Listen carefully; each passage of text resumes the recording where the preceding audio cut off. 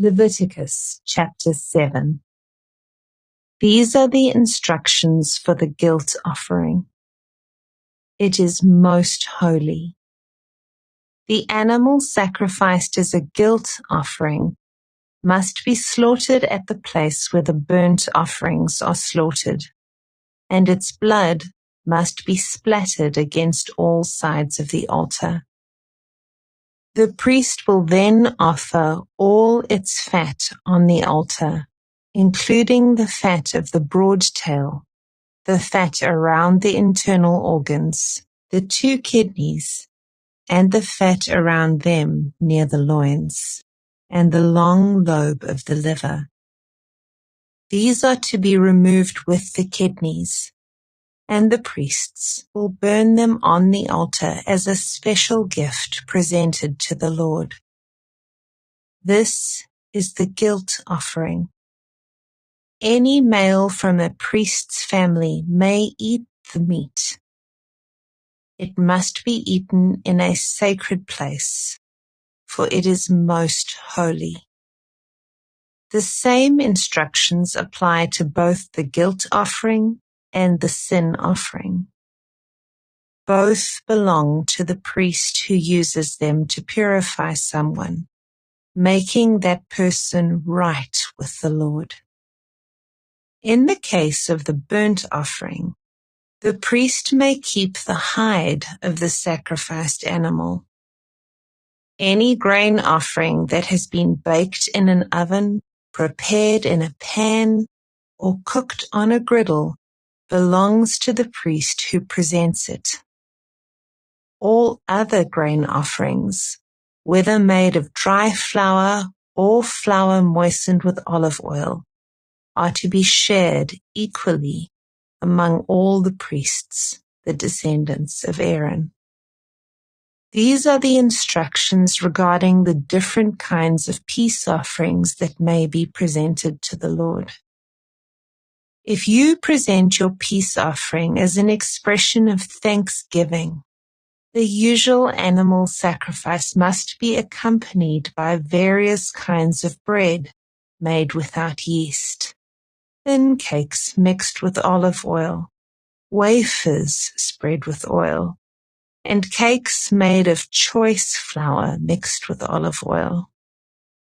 This peace offering of thanksgiving must also be accompanied by loaves of bread made with yeast. One of each kind of bread must be presented as a gift to the Lord.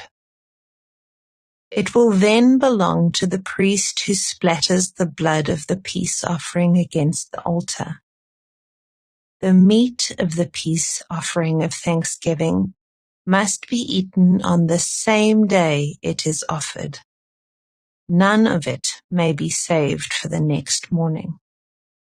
If you bring an offering to fulfill a vow or as a voluntary offering, the meat must be eaten on the same day the sacrifice is offered, but whatever is left over may be eaten on the second day.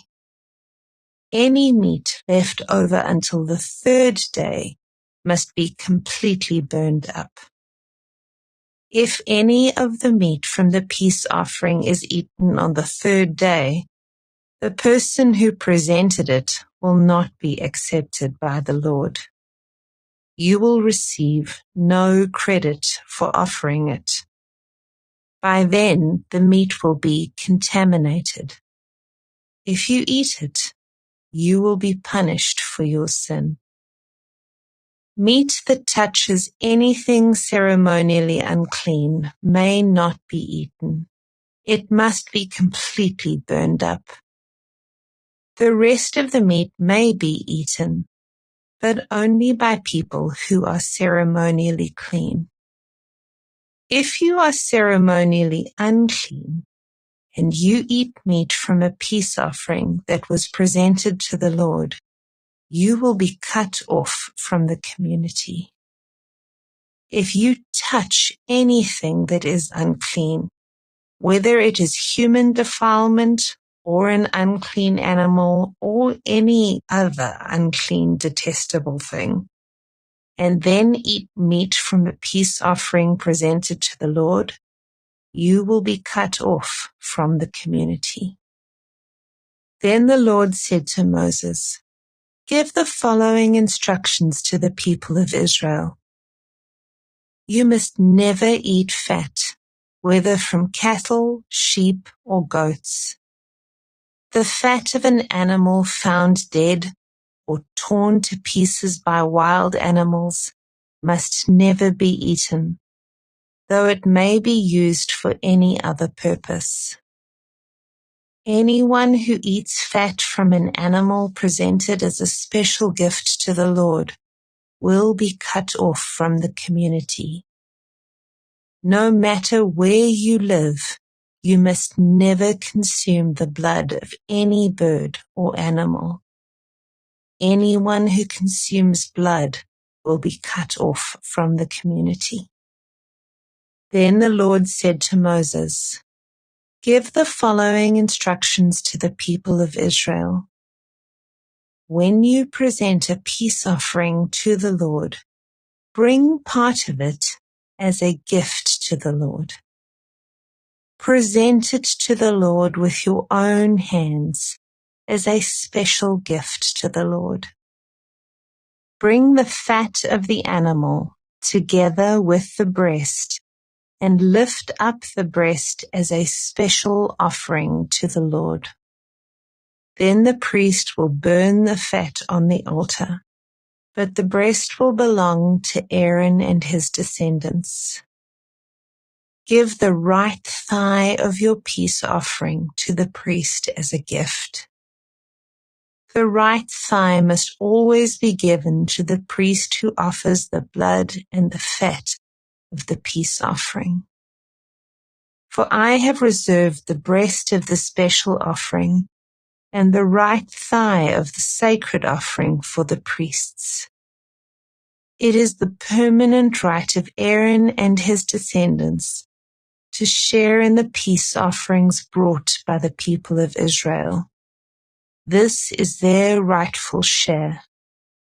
The special gifts presented to the Lord have been reserved for Aaron and his descendants from the time they were set apart to serve the Lord as priests. On the day they were anointed, the Lord commanded the Israelites to give these portions to the priests as their permanent share from generation to generation. These are the instructions for the burnt offering, the grain offering, the sin offering, and the guilt offering, as well as the ordination offering and the peace offering. The Lord gave these instructions to Moses on Mount Sinai when he commanded the Israelites to present their offerings to the Lord in the wilderness of Sinai.